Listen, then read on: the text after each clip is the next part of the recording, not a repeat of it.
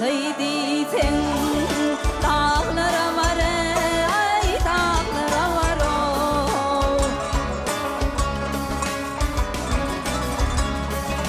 ayrı gamdan geçseydi sen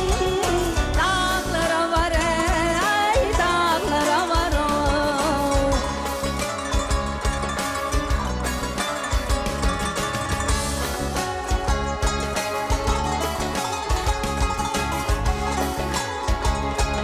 akar çeşmeleri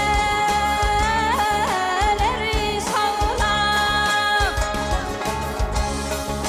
torbayı kuşlar yara uçur parmağım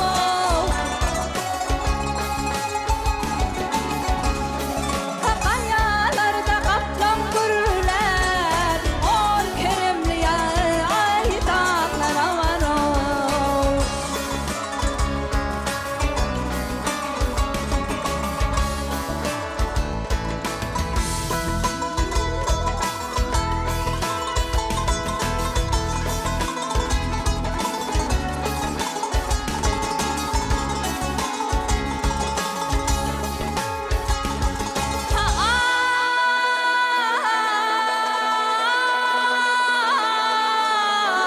ay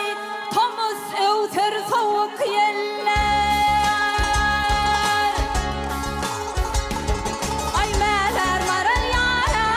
füce diller o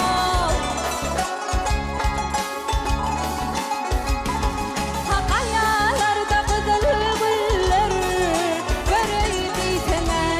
ay dağlara var o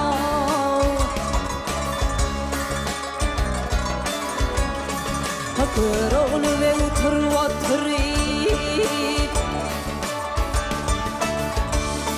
Fakir oğlu otur